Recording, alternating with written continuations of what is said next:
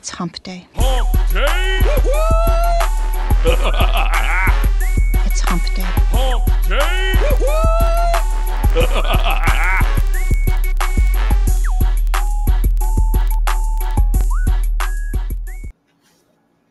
Hey, everybody. Hey, all right. Welcome to Hump Day Hangouts. This is episode 133, the episode with Adam and Bradley, and where Adam is working on being more expressive, using his hands and making more movements instead of being here like twisting in my seat. I was told I do that a lot. So, yeah. Anyways, it's good to be here. And despite the two of us, we do have someone else coming on. We'll introduce shortly. And then I think the rest of the gang may show up here as we get going. Everyone's pretty busy right now, so we're just going to go ahead and get started. But as far as announcements go, I just wanted to remind people, if you're new to Semantic Mastery, please check out the Syndication Academy. I'll put the link if you're watching this on YouTube or if you're watching this live. Check it out. All right. It's a great place to get started with us besides Hump Day Hangouts, although we highly recommend, if you can, come by, ask us questions. You know, these are live every week, and you can catch a replay if you're not able to make it. Also, if you have not yet, create your free account over at SerpSpace. All right. That's where all of the done-for-you services are you can find. So check those out. We got a bunch more coming out too, along with trying to think of the newest one is going to be YouTube accounts kind of done for you. We're still working on exactly how that's going to come out, but you can check that out. And then another one that just came out, what was it? Indexing and citations. It's Citations live. This is bad. I've got so many things going on. Citations is live yet. It's right. Damn near it if it's not already, because I've seen it in the dashboard in the development server and all that. All right. So. Well, I'll quit rambling because the secret guest is going to be Roman, who's one of our partners on SerpSpace, and so he can talk about this a little bit more. And we're doing a lot of well, that's him right there. It says Hernan, but it's actually Roman. He's playing Hernan, playing Hernan's part today, incognito. So, and then real quick too, one more thing is we're going to be sending out some information about syndication networks. And we had a webinar this past Monday where we had a lot of information about the Syndication Academy as well as syndication networks. And part of that is because hearing from other people who have ordered services elsewhere, we know there's other people that make syndication type networks. And some of them are okay and others are really not so good. And so we've heard back from some people like, hey, I bought this network. Can you guys fix it? And it's like, well, probably not. You know, it'd be more expensive to fix it than it would be to just do it. So we'll be sending out some information, just doing some comparisons, and then, you know, why you would want to use this service. We get that question a lot, like, hey, you guys charge more. Like, what's, you know, why do you do, you know? So diving into that, because we get that question, and I think it's a valid question. I understand that if I saw that and was like, wow, why do you guys charge $10 more? What's up with that? You know, so answering some of those questions, and then there might be a special opportunity with that. So we'll leave it at that for now. And Roman, can you hear me? Yes, I can. Can you hear me? Ooh, yeah, your audio is awesome. Still no camera though, right? Yeah. No, I need to go get a camera. Gotcha. All right. So, yeah, everybody, this is Roman. And Roman, I'm not going to butcher your last name. You want to introduce yourself? Yeah, my name is Roman Barnes. Not too bad to ruin my name. Yeah, actually, don't ask. Don't ask. I was thinking about your email address. I got confused for a minute, and I was thinking that was your last name.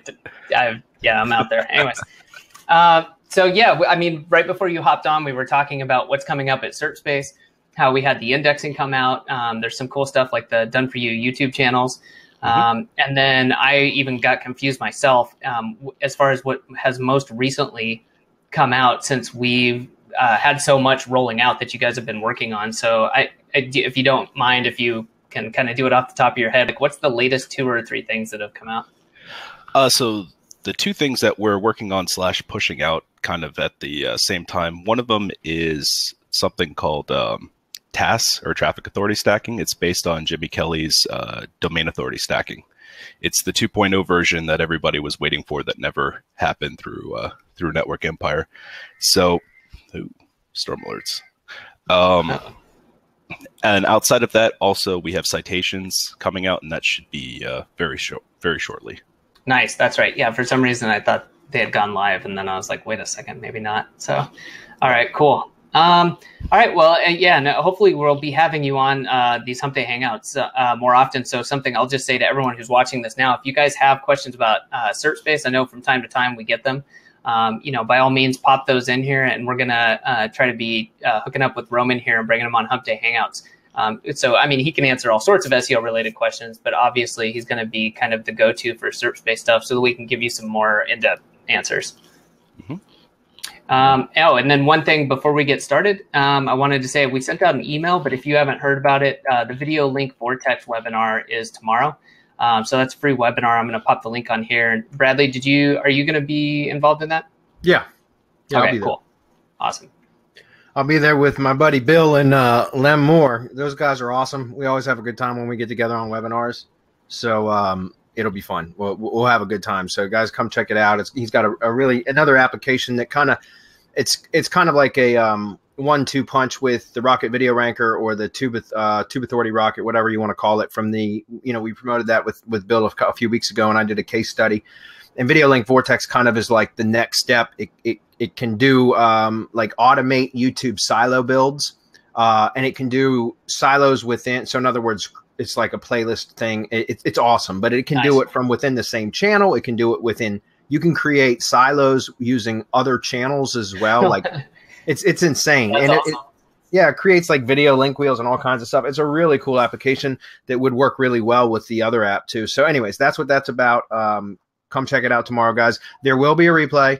So if anybody asks, because I know we get that every time. So there will be a replay. Don't worry about it. If you can't make it live, we'll send out the replay. Okay. By the way, Roman, while I got you on real quick, did you say the Super Web 2s are available now, or they're coming out? Not yet. Okay. Not yet. We still have a big piece to finish for that. My mouth watered for a minute, dude. I was logging in the SerpSpace when you were saying that. I was like, no shit, they're ready. That's awesome. Okay, cool. All right. Well, I guess that's it I've got for announcements. You guys got anything else, or any SerpSpace news, I guess, coming up, Roman, or anything people should know about? Not too much. Once the citations are live, we're going to be really good to go on those. For the task type of stuff that we have it pushed live now on the site.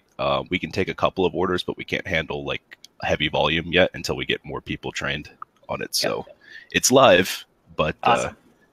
Limited. Cool. All right. Awesome. Well, let's get into it. Cool. All right. I'm going to grab the screen and bear with me. I'll drop out for a minute.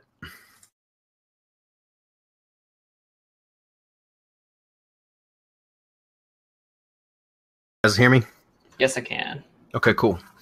All right, Ed Gelb's up. He is a newer mastermind member, and he is a hustler like no one it's rare to find people that hustle as much as Ed does. So Ed, again, welcome, and keep doing what you're doing, dude. You're gonna crush it. There's no doubt. So Ed says, anyway, to get a short tutorial step-by-step on how to use LiveRank Sniper, I thought I had to create videos to even use it. Thanks, Ed Gelb. No, Ed, and in fact, you should, as a mastermind member anyways, regardless of whether you purchased it or not, you should have access to the bonus site, the Mastery PR/Semantic Mastery bonus site. And there's a case study in there that I did on how to use LiveRank Sniper. And so there is step-by-step tutorial on exactly how I use it in there. So just go check that out. If you do not have access, just reach out to us via support and we'll get you set up. But you should have it already. Okay. Next question. And by the way, guys, you don't need videos to use LiveRank Sniper, because all it does is it creates scheduled live events within YouTube, which are indexable if they're set to public. So you don't even need a video. You can just go in and schedule a whole bunch of live events targeting keywords. You get a YouTube URL and everything. It's just like a YouTube video. There's just no video. It's just a placeholder. And then, once you've tested, if you decide that you want to replace the placeholder with an actual video, then you can stream to the placeholder. That's possible to do. You can do it within LiveRank Sniper. You can do it with Hangout Millionaire, which is Peter Drew's. Basically, it's the like enterprise version or whatever of LiveRank Sniper. It does more than that too, by the way. Or you could use something like OBS, which is free, OBS Studio, and live stream to those scheduled live events.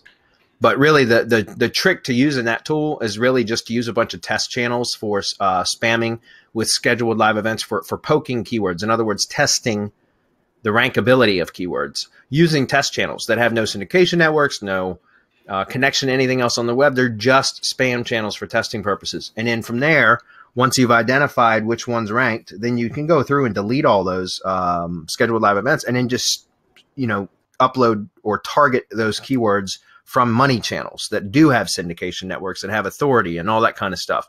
And you should be able to crush it. And that's really what the whole purpose of that tool is for. It's not necessarily to actually replace those scheduled live events, like, like actually add videos to those events, because the tool isn't really designed for that. It's a poking tool. It's a keyword testing tool, so to speak. Although you can do that, it's just a slower process. So Ed's up next. He says, I'm taking all of my URLs from my client website, social media, and Web 2.0 sites and listing them on a spreadsheet, and then having my VA create a Google shortener for each URL. And then I run both sets through the Backlinks indexer, which I buy monthly, but I only get a total of 1,400 links. SerpSpace allows for almost the same amount of money. It does 5,000 links. What is the difference in service? Objective answer, please. Wow. What a good time to have Roman here. Yeah, it's a great question. Roman, do you want to tackle that one, or shall I? You might be muted. Yeah. Roman, if you can hear us, you can feel free to talk. I don't know if you got yourself muted or something happened. Otherwise, yeah, I got myself. Oh, okay. Yeah, now I can hear you. Yeah, all I see is a black screen in front of me. What? You don't see the screen? Does anybody else not see the screen? I see it here, Roman. I'll just send you that in Skype. There you go. I just sent it to you. Oh, you need the he doesn't have the event page URL. Oh, right. Yeah, let me send that to you also. As you can see, everyone, we're working through that. I'm surprised he's not seeing my screen, though, from his angle. Anyways, whatever. That's interesting. Okay, everybody else can see, right? I'm assuming. Yeah, I can see yours. Dawn's asking, what are the super web 2s? Can't talk about it yet, Dawn. I was asking because it's something that's coming out in SerpSpace, but we'll let you know as soon as it comes out. We'll definitely be talking about it. Okay, can you see it now, Roman?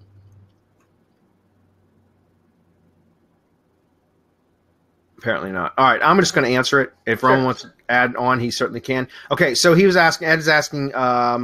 He's using, let's see, Backlinks Indexer. Backlinks Indexer is good. There's nothing wrong with it. I'd been using Backlinks. I actually canceled my subscription. I'm not kidding. Like probably 5 or 6 weeks ago, only because we've got Dedia and our indexing service now through SerpSpace that is guaranteed 60% indexing. So that's pretty freaking fabulous. I don't know of any other indexing services that do that. Maybe they do. I don't know of any that do, and I could be wrong. But, that's pretty cool. And I know that Dedia, it's amazing because the amount of links that dude builds is unbelievable. Him and his team, I mean, millions and millions of links per week. And he's getting, I can't tell you what he's getting on his indexing, but we'll guarantee is above it quiet, 60, or is it just 60%. I'm just curious. I'm sorry. No, I can hear you. Okay, now I can the hear only you, person Roman. I can hear is you in the last little while. Huh, weird. Yeah, you might have dropped out, especially if you're having storms. You want me to rejoin on the webinar? Hey guys, I can hear you guys. Okay. Yeah, I'm trying to understand the question.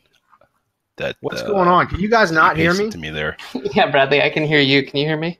Yeah, but I hear Roman in the background talking, so I don't know. Yeah, Roman, you're here, right? You can hear me right now. Yeah, I can only hear you, though. I can't hear anybody else.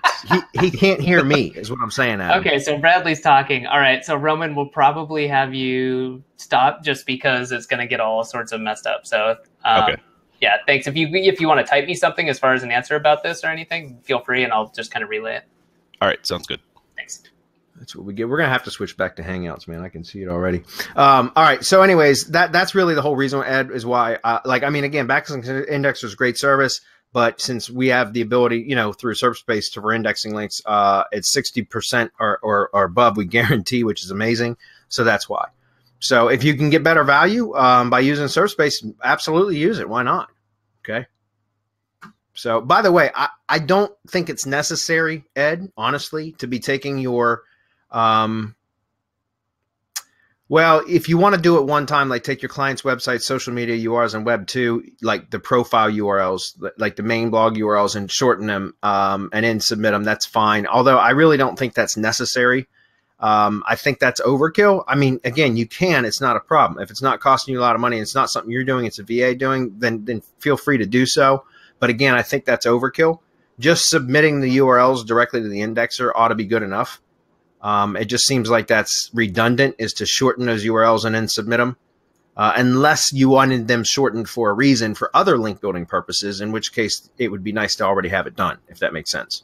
But again, if your objective is specifically just for indexing those URLs, it's really unnecessary to shorten them and submit them twice, because you could just take the actual URLs instead of shortening them and submit them more than once if you wanted. That's not a problem. You can submit the same links over and over again. You know, you just can't, usually most of the indexing services, if you submit duplicate URLs in the same batch, it will filter out the duplicates. But if you resubmit the same, like submit a batch and then you resubmit the batch a second time, it will take both times, if that makes sense. So, and it's probably going to vary from service to service, but that's typically how it would work. All right, Jeff's up next. He says, I'm sorry, go ahead, Adam. No, I was just saying, yeah, that makes sense. And then also, if anyone's interested, something we're looking at is the possibility of integrating the indexer in SerpSpace with network management. So if you know what I'm talking about and that sounds interesting to you, just put something on the page, please. Can I elaborate on that a little bit? Yeah, sure. All right. So guys, if you remember, for those of you that have been using syndication networks or were part of the Syndication Academy for any length of time, you probably remember over a year ago, from 2 years ago till about a year ago, we had been endorsing a plugin called Backlink Commando that was really great because it was a plugin that you could add to, you could take the RSS feeds from your Web 2 URLs, from your Web 2 sites, your network properties. So any of the properties that created or had an RSS feed. So think of Blogger, Tumblr, WordPress, Delicious Indigo had it, although Delicious is pretty much dead in the water right now, but Delicious Indigo had RSS feeds. Pocket was another one. If you use pinboard.in, that was another one that has a feed. Anyways, anything that had a feed, period, you could add to this plugin, and it would basically, it would run on a cron. So a cron job. So like, you know, you could set it to, you know, once every, or 4 times a day. Let's say 4 times a day, it would go basically call or fetch all the RSS feeds that were submitted to the plugin and pull any new posts that it had discovered. And then it would submit them or put them into a queue that then would go submit those URLs on a cron to a backlinks indexing service. And there were several of them that it would integrate with, one of which was Backlinks Indexer. And that was the one that we always recommended. And so it was awesome. It was an awesome way to automate your Web 2 post URLs. So your syndicated content from your money site or your YouTube channel that goes out to your Web 2s and then is published on the Web 2s, it would extract those URLs, post URLs, and auto-submit them to indexers. Well, about a year ago, they just stopped supporting that plugin, and it stopped working. And they don't sell it anymore either. They don't support it anymore, which is, I think that's shitty, but it is what it is. And it stopped working. And so we really didn't have any other solutions for that. Now, about 2 or 3, maybe even 4 months ago now, on one of the Syndication Academy update webinars, there was a hack that was brought to me, or you know, was shown to me by one of our Syndication Academy members. His handle in the Facebook group is Rico Suave. But he gave us an awesome or shared an awesome method for being able to use Google Sheets, which would extract the post URLs and put them in a Google Sheet, and then you could index the Google Sheet and do all kinds of stuff with that. And that's been covered in the Syndication Academy updates, guys, if you want to go look at that. But again, it was still kind of a bit of a pain in the ass to set up. It was a decent alternative. But it was kind of a pain in the ass. So anyways, the next step is, now that we have indexing services inside of SerpSpace, along with the network management, right, network monitoring service, we can possibly, and that's what we're working on, is have that service to where it'll auto extract the URLs and submit them to the indexer. So it's going to be the solution that we've been waiting for about a year now, thanks to our friends over there at SerpSpace. So hopefully that makes sense. And you guys, when that feature rolls out, we'll certainly let you know, because that in and of itself will be totally worth having a subscription for the indexing service just for that reason, if nothing else. Okay. Okay, Jeff's up. Let's see. He says, I have a new client who he and his wife both had problems in the past with showing up on ripoff report. We are working on citations and soliciting new reviews. If I can bury ripoff report beyond page 2 for his name, I get paid a handsome bonus. He has a consultingbusiness.com, domain number 1, and his wife is a real estate agent, and she owns hername.com, domain number 2, and he owns hisname.com, domain number 3. They also own a prominent real estate development, domain number 4, okay? I was thinking syndicating their respective WordPress blogs to personally branded IFTTT networks. Thoughts? Yeah, that's fine. There's no reason you can't do that. You can certainly brand, like think about consultants and things like that, speakers, coaches, those kind of things are typically going to have their brand is themselves. It's their, you know what I mean? They are their brand. That's what I mean. Okay. So there's absolutely nothing wrong with that, Jeff. That's perfectly logical and normal. If so, can I order syndication networks and use real names, photos instead of personas? Absolutely. Yeah. We only use persona stuff when we're creating specifically just for SEO boosting purposes, syndication networks specifically just for SEO boosting purposes. But if you've got, a real person that has their own blog, absolutely. We don't spoof anything there. That should be branded for them, right? It should be branded after them personally, right? Because they are their brand. So yes, you can absolutely do that. Could these be ordered so IPs match the regional area? They could be, but here's the kicker with that, Jeff. It's not something we can't do, but you're going to have to provide the proxy when you purchase the order, and it's going to have to be a custom order, which means we charge it's a small nominal customization fee. I think it's like $20. If Roman's still on and he can confirm that, or Adam, if you can confirm that, I think it's $20. As an add-on for something like that. So here's the deal. When you go to order the network, just as far as I know, you order the network and then place a support ticket after it's been ordered. Mention that you would like to use a specific proxy, pay the upgrade fee, and send us the proxy with the username and password for it, and we'll get it, and we should be able to get it done for you. Okay. So, am I wrong in saying that, guys? Anybody want to comment on that before I move on to the next one? I don't think we have that option available on the site, but we could certainly take care of it if you send in a support ticket afterwards. Okay. That's not a problem. Okay, so that's your deal, Jeff. Just send in a support ticket as long as you can provide us with the proxy. And again, I think it's just a small fee for customization. That kind of stuff happens from time to time, so we do accommodate things like that when needed. If I order networks for all 4 domains properties, how many tiers do you suggest per property? Honestly, I would just suggest 1 tier 1 network for each property, Jeff. That hasn't changed. That's the same suggestion that I always do for blog syndication. I want 1 branded tier for each domain, right? Because they're going to be 4 different brands, really. So that's all I recommend. You can do multi-tier networks, but it's more hassle, in my opinion, than it's really worth, unless you're using something like RSS Master, Damon Nelson's product, which is a good product. And that's a good way to kind of like reduce footprint issues on tier 2. For YouTube channels, you can get away with as many networks as you want, but for money channels, I recommend that you stick with just a branded tier 1 network for now. Can I also syndicate YouTube channels the same Web 2 properties? Of course. Of course you can. Any other tips, recommendations? No, the only thing I would recommend is from the personal blogs, because it's kind of like all wrapped up in one. Those 4 brands are believe it or not, I would recommend actually probably interlinking between networks. And what I mean by that is not linking everything together, but I'm talking about like occasionally do a blog post from one site where they mention or reference another site, kind of like you could do it multiple ways, a traditional contextual link from within a blog post with an anchor text, or you could do a curation style link. Remember, where you could actually curate some content from one of those other 3 domains onto the blog, right? And then cite a give attribution, just like you would for any sort of curated content, over to that site. Another thing you could do is like a resource box, right? So like at the bottom of a post, say recommended reading or additional resources, or something like that, and then put links to related content on the web, one of those links being one of your own sites or one of your client sites. You know what I mean?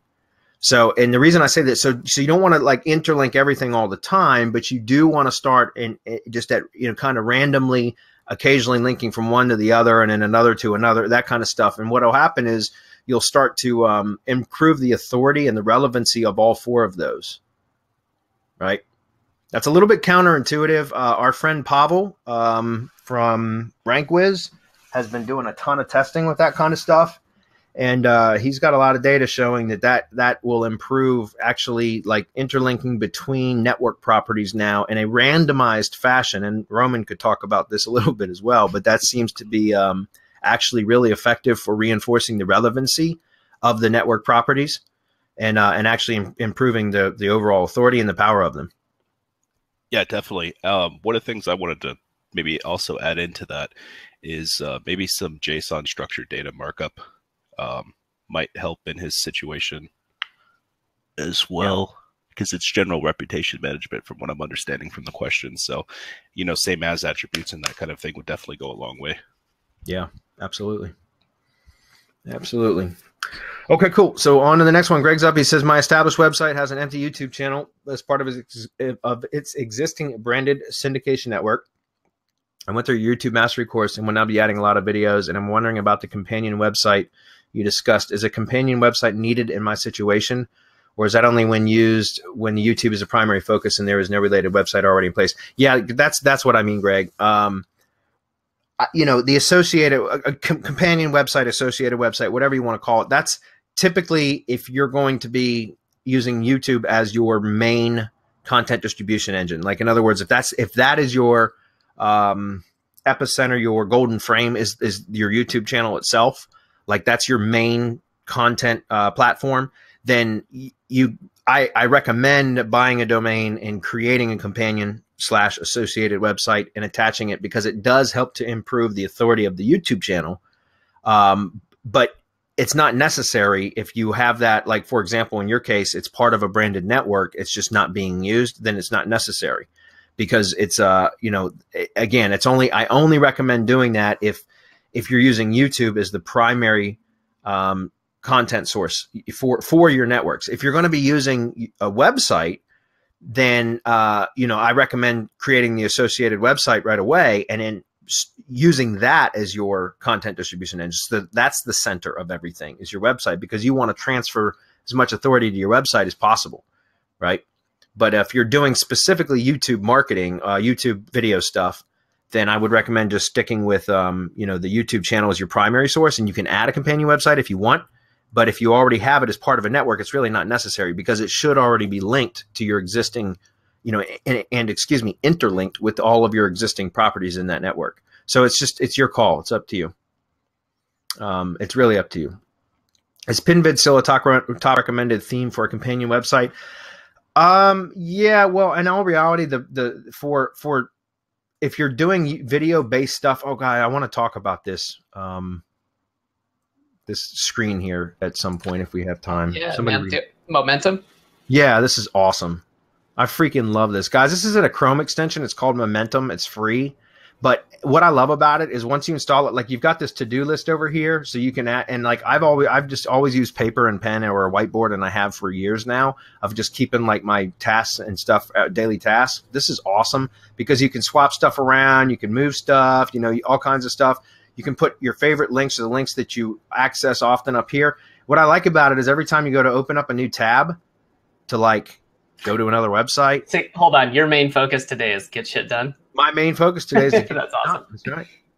And what that means is look at your to-do list, dummy. That's what that means. Like, So every time I go to open up the tab to like go check Facebook or go look at, the new offer that, from some stupid email that I got or whatever, I click on this, I open this up, and it like basically is staring me in the face like, hey, this is the stuff you got to do. Quit being stupid. Yeah, so, maybe we should have an episode of Hump Day Hangouts. It's all about workflows and productivity, or maybe just an extra episode. I think it'd be interesting. Yeah. Yeah. All right. So what I was looking for was structured. You would know this one, Roman, if you're still on. Mm-hmm. Semantic WordPress themes. That's what I was thinking of. Kevin Pauly. He coded these. And if you're just doing this, let's see if I can find it. I know this is on the Network Empire website, but he had his own website for it. I thought it was Semantic WordPress themes. Anyways, this is it here, guys. Just go to Google if you're curious. Go look up Semantic WordPress themes. This is from the Network Empire guys, specifically Kevin Pauly, and he's the one that coded all this out. It's basically the PinVid theme So you can see the PinVid theme. It's $50, or the PinVid Pro theme, only for certified advisors. So this is the one that you could get here. PinVid theme for $50. I'm telling you, it's a really good theme. If your focus is video stuff and you're just building a companion website for the sake of the authority boost that it gives the channel, then this is a great theme for that. And the reason, this is the same theme I use for those. Okay, guys. And the reason I'm telling you that is because it's been marked up entirely with schema. So like the video objects, the whole entire theme is marked up, and you can automate, the posting of the videos to the WordPress theme, or excuse me, the site through plugins, or you can do it with IFTTT, right? And I prefer to do it with IFTTT because there's no load on the server. That's why you can set up an IFTTT account, guys, that will automatically post your YouTube videos to your self-hosted WordPress site. And we actually covered that, I think, last month in the Syndication Academy update webinar. So that's a great theme specifically for that purpose. I wouldn't use it for much of anything else, but for that, it's a great theme. Okay. So there you go. Move on. I don't have a persona syndication network built around my YouTube channel yet. Should I wait to upload any videos until that is completed? Or if I add the videos to the channel now, can they be added to the network once it's finished? Thanks. They can be, Greg, but you have to set up the like recipes. So you have to build out a whole nother set of recipes that are triggered by liking a video. So I would recommend just holding off if you're going to build a persona network as well. I'd just wait if I were you, but it's up to you. You can always go in and add the like recipes or applets now, and just click on those, and that'll syndicate it as well. But that means you have to build a whole nother set of applets. Okay, Steve's up. He says, I run a number of online websites out of my home, and I'm definitely not interested in foot traffic. Are there any good ways to still use Google Maps for SEO, or should we just ignore them outside of local SEO? No, you can. Here's the thing, guys. Look, and I started doing this too for some of my affiliate businesses and stuff, guys. I'm not kidding. Like, I'm registering Google My Business pages with registering addresses and all of that for even affiliate-based businesses now, guys, because of the boost that it can get. Because it validates the entity. When you get a Google My Business page and you verify an address via postcard or whatever, however you verify it, for me, it's always been postcard, then that's like, that's a verified business entity in Google's eyes. So like I've even got recently the ketogenic diet project that I've been working on. Some of you would be familiar with that. I actually formed another company for that project. And so I registered that. We just started a traffic agency, Semantic Mastery. We just registered that. I mean, even affiliate websites, guys, can be registered, but you have to verify an address. The thing is, Steve, all you got to do is once you've registered the Google My Business page, you want to, during the initial process of setting it up, adding your business to Google Maps or to Google My Business, there's going to be a checkbox at the bottom when you go to, and it says something like, does your business serve customers at their location? You want to leave that to no at first, which is the default setting. Because when you go through the process and it wants to send you a verification postcard, a mail, via US mail, if you had selected, yes, I serve customers at their location, then unless this was a bug, and it might have been fixed, because about 6 months ago when I was setting up several lead gen locations or lead gen Google My Business location pages, if you had that, yes, I serve customers at their location checked on the sign up process, then when it got to the point where it would direct you to send the postcard, there would be no address in the postcard address field. It would just be the name of the business. And it was like, and then the city, it would have no street address, because that's what happens when you select that option after you verified the address. So in other words, leave it to no, I don't serve customers at their locations when you set it up, and then request the postcard, the verification postcard. Then once you receive the postcard and you enter your PIN number in, which then verifies it, then you can go in there and set, yes, I serve customers at their location. And what that does is removes your street address from maps. It'll still give you a maps listing, and will still identify the city that the business is listed in, but it will remove the street address and the map marker from the PIN, the map PIN from the map itself. So it will just show your business name and then the city, and then obviously the contact details, phone number, stuff like that. So again, I recommend for those of you that are willing to do so. I mean, guys, I don't care what anybody says about post office boxes not working still. I just did 2 more of them last week. I'm not kidding. So the U.S. post office boxes still work. As I've recommended before, don't try to register several boxes for the same Google My Business profile. So whoever the Google My Business owner is, for like if you're going to be using the black hat method of USPS post office boxes, guys, then don't go try to register 4 under the same account. Does that make sense? You don't want to do that because that'll flag it. I know it. I've seen it happen. It hasn't happened to me, but it's happened to several of our mastermind members or local Kingpin members or whatever. And so that's why I recommend you, for every single Google My Business profile that you set up, if you're using the PO Box method, is that you use different persona accounts for each GMB profile. And then once the listing's been verified, then you can add your main profile or a single profile as the main manager for every single one of those that you set up, if that makes sense. Okay. And that way you can access everything from one profile, but there's the actual owners are all separated.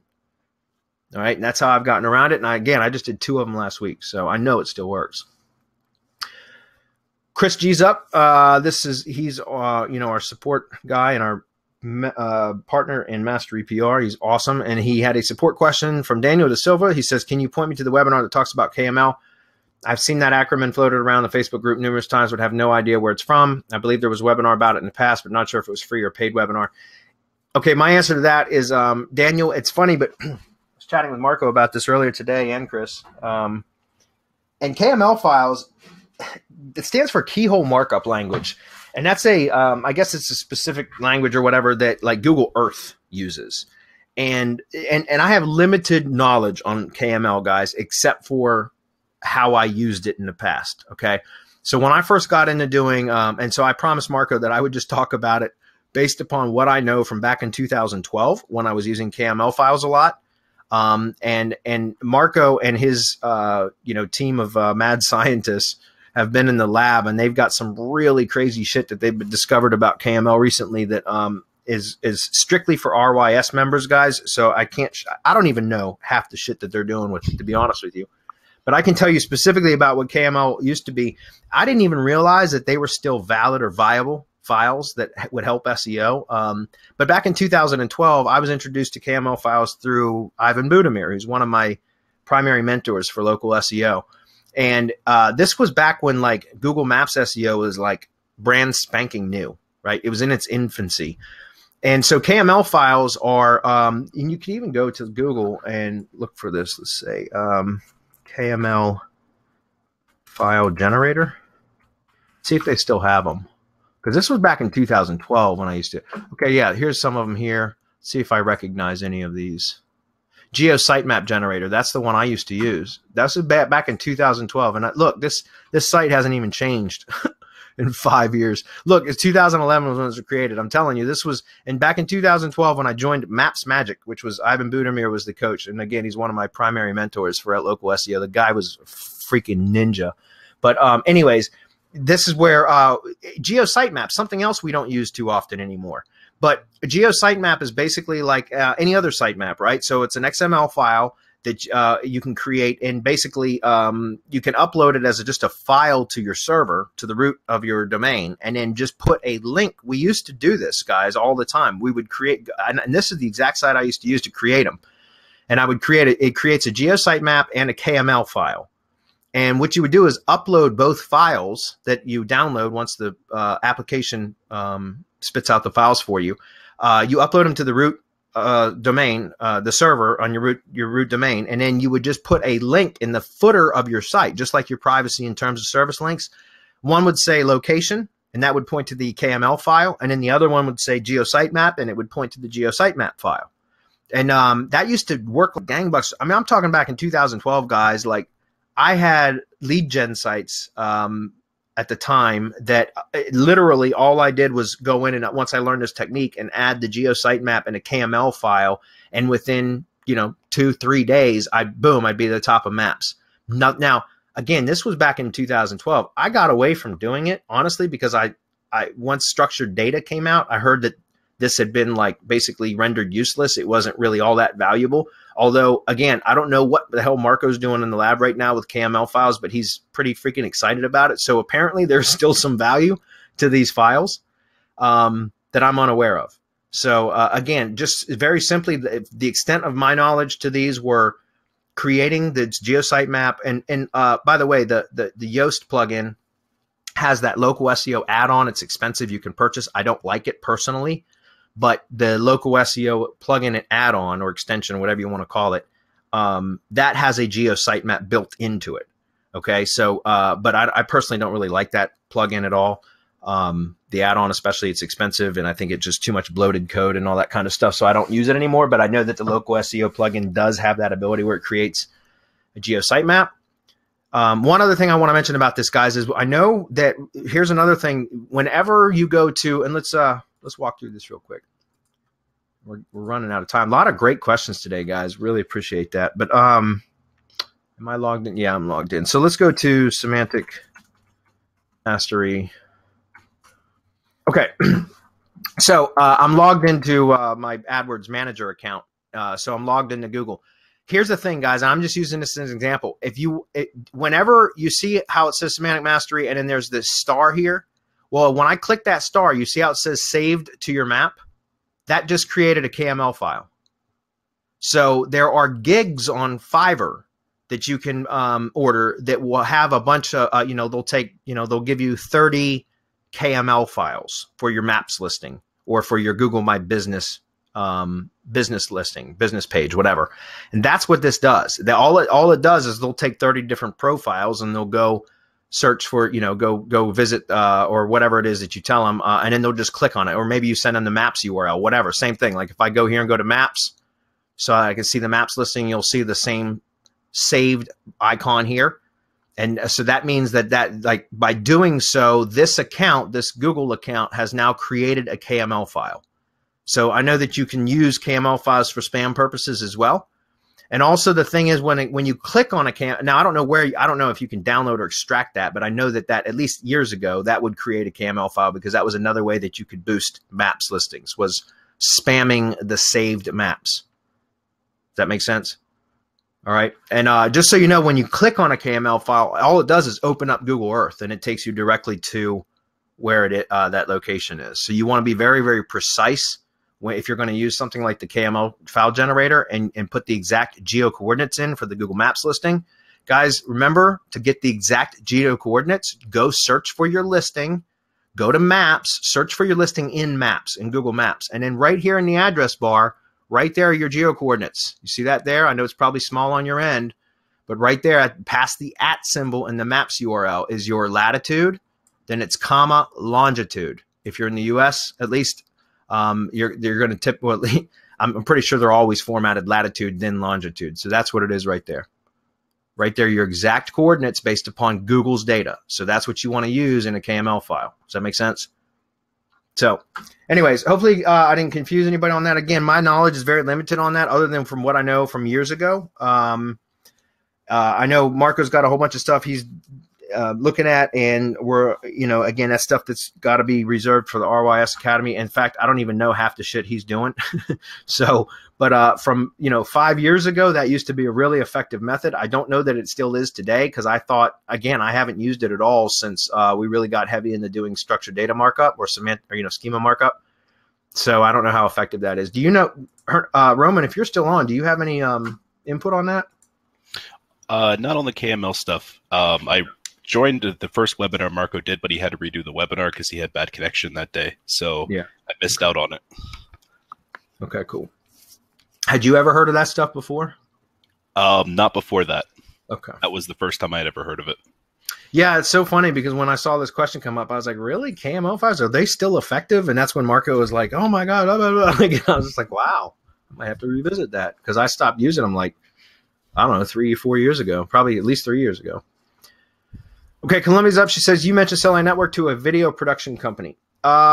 You can, Columbia. I prefer, well, it depends on your strategy. yes, you can sell networks to video production companies. In fact, that's a great way to generate a whole bunch of revenue, like in one lump sum, excuse me, and then upsell them on network management. And that's maintaining the network. So that's monitoring them, also boosting the network. So additional link building, that kind of stuff. I can tell you my engagement with the video production companies. I've got a couple, like a handful of video production companies that send me like a couple jobs per year. If that, they're not really on pushing it all that hard. But I got this one video production company. It's in a neighboring town, an adjacent city to me, that, at any given time, we have between 25 to 35 videos going per month on what they call the Google Boost program. And it's only $100 per month per video, but that's pretty decent money if you think about it. And I've been dealing with this particular video production company for 3 years now, at least 3 years. So, it depends. And for them, again, I don't sell them networks. I sell them video ranking services at wholesale prices on my own networks. Now, I quoted them on selling them networks and I told them that I suggested that they purchase their own networks because then it could be branded after their company, which is their video production company, which means every time that any of their client videos that are currently ranked on my networks, but if those videos were ranked on their own networks with their own branding, then every time somebody was exposed to one of their client videos, they would also be exposed to the video production company because they could have their branding on the channel and all that other kind of stuff.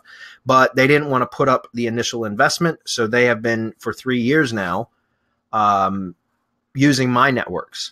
And I still, to this day, probably 2 or 3 times a year, get an email from the owner of the production company saying, hey, I just was looking at the rankings for this particular client, and I noticed that there's 2 listings on page 1 that says like it's John Doe blog and it's got the client's video on that. What is this? And I've told the owner like 3 times a year for the last 3 years, no kidding, that those are persona-based properties that I use to help rank the videos. But they're like, this doesn't make any sense. Why would they have videos on, somebody else's video on their blog, blah, blah, blah. And I said, look, it's just a way to rank stuff. And I've had to explain, like, because the client says, or the business owner or the video production company owner says, well, what happens if the client goes and looks and he sees this? Isn't going to make him mad? I say, so you think the client's going to be mad that his video is taking up 3 or 4 places on page 1 and knocking 3 or 4 competitors off of page 1 just because it's on some persona-based blog that he doesn't know who it is? That's more of a problem than having his competitor in that place. Oh, I guess when you put it that way, it makes sense.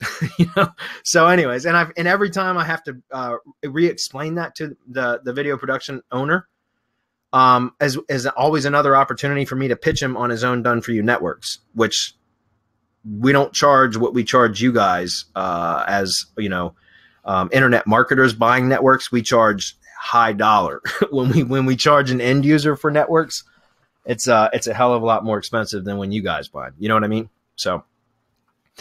As far as how to pitch that, Columbia, okay, so her question is, do you do some video promotion for their clients while remaining invisible to their customers, meaning the video production company's customers, and later pitch the network to the production company, or would you pitch it all up front? No, I don't do that because that's sneaky. What I do is I go directly to video production company, and the exact pitch that I use that worked, and it's worked 4 times now, is to go to the video production company, strike up the conversation, especially if you can send them. And what I like to do is send video emails. I've talked about that a million times, but if you send video emails to the video production company, so inside the email, it's got a screenshot that looks like a video. Somebody clicks on it, it opens up a video, and it's you explaining very quickly, because you have a very, very small window of opportunity to catch their attention, but show some results of ranked videos that you have ranked. So they can be generic videos that you rank specifically. Okay, no worries, Adam. They can be videos that you rank specifically just so you have a portfolio of results to show. Even if you don't use those videos to actually monetize them in any way, just rank a few videos and then show that in a video when you're pitching a production company and say, look, I provide video SEO services. I can do this for your clients. And how you pitch it is, most video production companies, they sell the video service, the creation service. It's a one-off fee. So they have to constantly be going out and getting new clients, right? New customers, new people to buy new videos from them.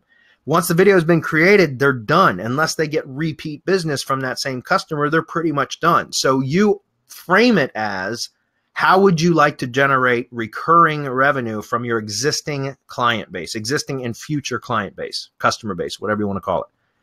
And then explain to them that you provide wholesale SEO services and you can rank those customers' videos so that they can not only produce the video and sell the customer from sell the video to the customer, but then they can upsell them on monthly SEO and mark that up so that they get recurring revenue from them, right? And it's a win-win-win situation. The customer gets more exposure and more leads from their video, which otherwise would probably only get put on their website and maybe shared to their Facebook page. And that would be the end of it. Nobody would ever see that video again. Like, it wouldn't generate leads. It would only be seen by people that had already, were already leads. Does that make sense? It wouldn't be used for lead gen. Most businesses buy these super nice videos that they pay $3,500 for a local production company to create. And then nobody ever sees the damn video unless they're on their website. What good is that? Use the video as a lead magnet, right? And so that's the whole way you frame it. You frame it as the customer wins, you guys win because you get to provide this service and generate recurring revenue from an otherwise one-off service. And I win because I get to do what I like to do, which is the SEO, the man behind the curtain. I don't have to do sales. I don't have to do customer contact or support. None of that. All I got to do is perform. Does that make sense? So that's the way to pitch. And that pitch works really, really well. And here's the thing. If you get some people on the fence that are unsure, offer to rank a couple of their existing clients' videos for them for free. That's what I've done. I've done it 3 out of the 4 companies that I've landed from using this exact method. I ranked videos for them for free. And I did it very quickly too. You know what I mean? Like I'd tell them, send me 3 or 5 videos of current existing clients that you have that you would like for me to rank. And they'll send me 3 to 5 videos and I'll select 1 or 2 or maybe 3 out of them and I'll rank them. And then I'll contact them back once they're ranked, which typically only takes a couple days. And I'll rank them for something like the company name plus review or something like that, right? So it's not hard to rank, but it's just to show results and say, look, I got this done. Here's the results. If you're interested in this service, let's talk. And then, and it works really, really well. Okay. It's a great strategy. I love that strategy. I don't do a whole lot of it anymore because I got enough volume from the current clients. So we're going to wrap it up in 4 minutes, guys. We're trying to get through a couple more very quickly. Yeah, again, Columbia, it depends. If you want to sell networks, you can generate large lump sums of cash up front for that, or you could build your own networks to where you're building your own assets that you can use for not only ranking videos for production companies, but also for your own stuff. You can build your own lead gen assets because you'll have the networks in place. If they're your networks, you can do whatever you want with them. And remember, if you've been following us for any amount of time, and I know you have, we always talk about building your own assets.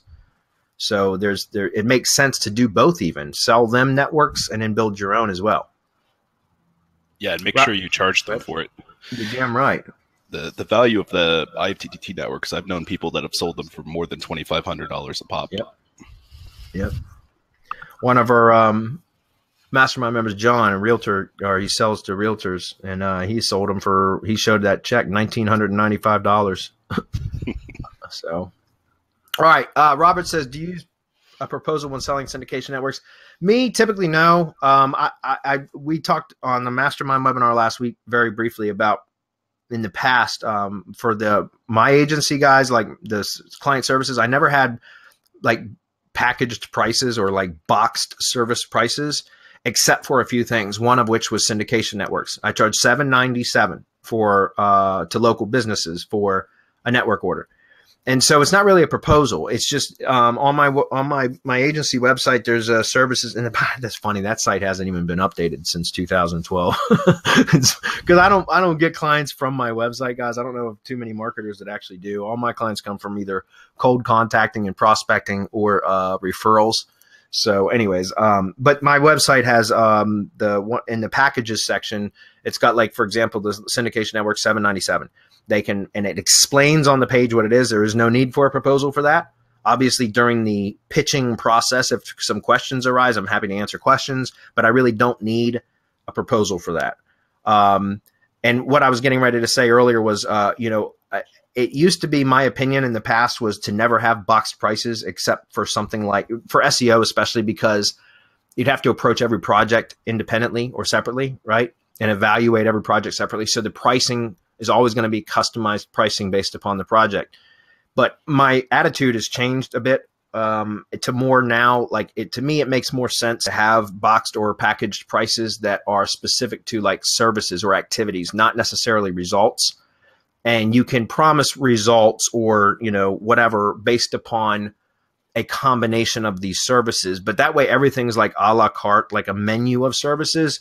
And it makes it easier because you don't need the problem with doing customized proposals is the amount of time it takes. And that's where I had always done it that way before, but going forward, looking at with our new traffic agency that I'm basically heading that up, is I want to be able to prospect and pitch or send proposals in volume and mass. And you can't do that with you're doing customized proposals. Does that make sense? So again, I recommend for something, especially like syndication network, is just having like a sales page basically that you can direct people to that has like your pitch for why it's important and why it would help their business on it already.